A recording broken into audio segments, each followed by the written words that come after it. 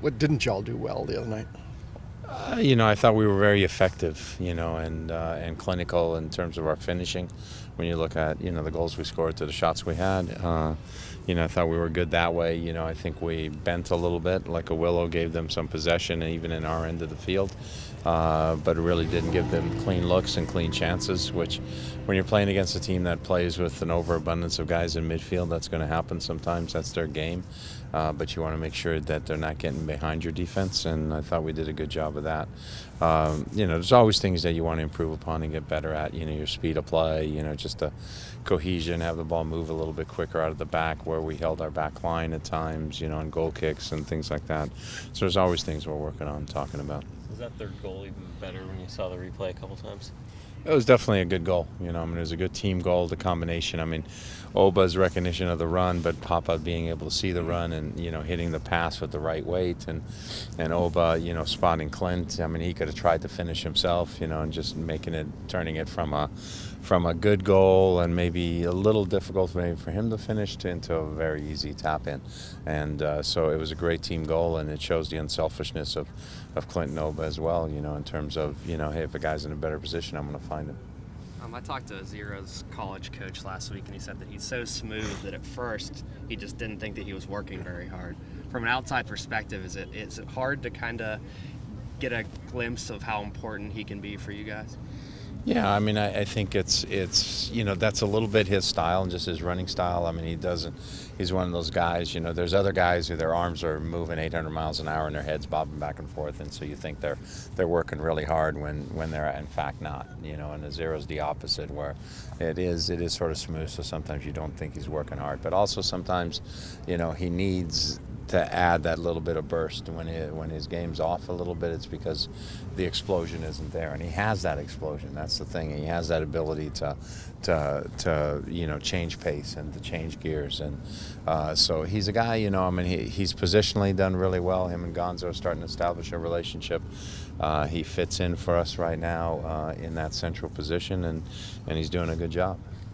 Obviously Alonso's an important player to us, and we miss him. But Azira's stepping in and doing the business. And is that understatedness? Can that actually kind of be a virtue for a defensive midfielder? If he's not being noticed, does that kind of mean that he's doing his job a little bit?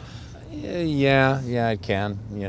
As long as the understatedness doesn't take away from effectiveness, and so it's a little bit of a balance. There was an episode today in training where you got to go here, you got to burst here. It's like, no, you have to go here.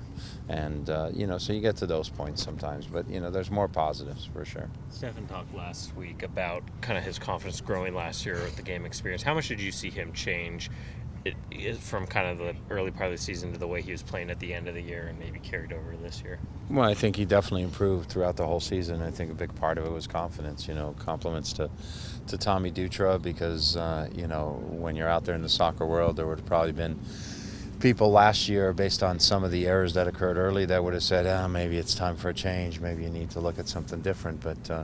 But Tommy, was adamant, and I was behind him that, no, we're going to give him a chance to catch his rhythm, to catch his confidence, or to regain his confidence, because it's a hard thing. Somebody's early on, I guess, in the telecast when I was watching the game, when the announcer said that he won more games last year than in 5 years at Toronto.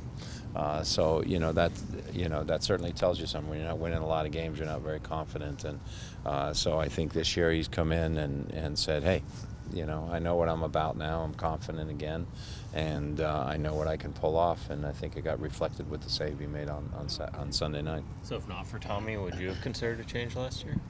No.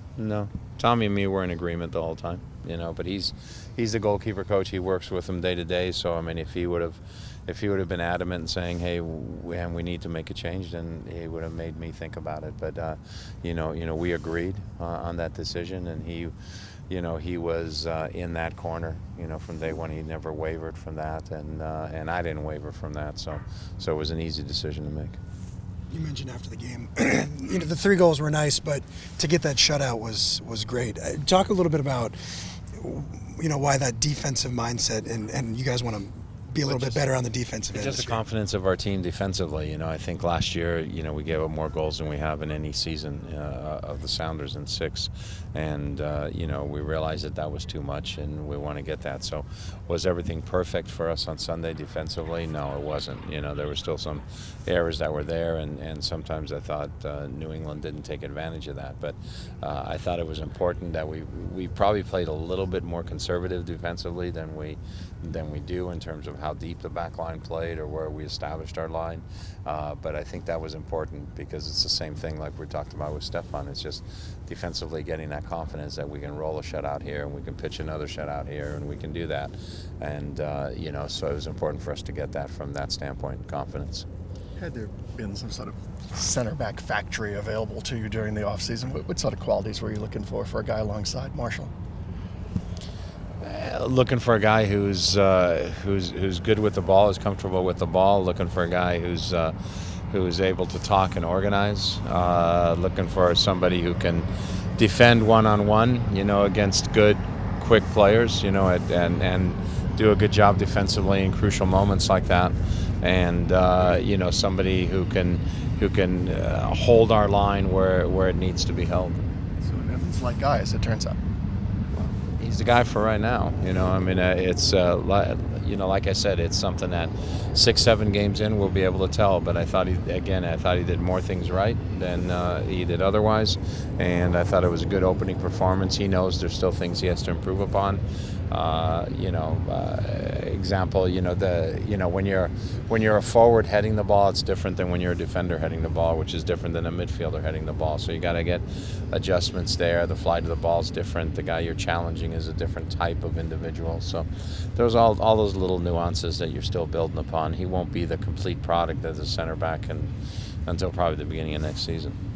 Going back to Azira, how does he compare stylistically to Andy Rose, and what are you kind of weighing when you're deciding who's going to start while Ozzy's out between the two of them? Well, they're a little more different, because when Andy first came to us, he was definitely a sit-in front of the defense midfielder, and we sort of changed him a little bit to being more of at that time, more of a Brad Evans type of midfielder who could also get forward and join the attack and be more box-to-box, and he's really accepted that role. And at this stage, I think Andy is a little more of a box-to-box midfielder. Micheal as a midfielder is a little more comfortable sitting in. So from that standpoint, that's one of the main differences with them right now.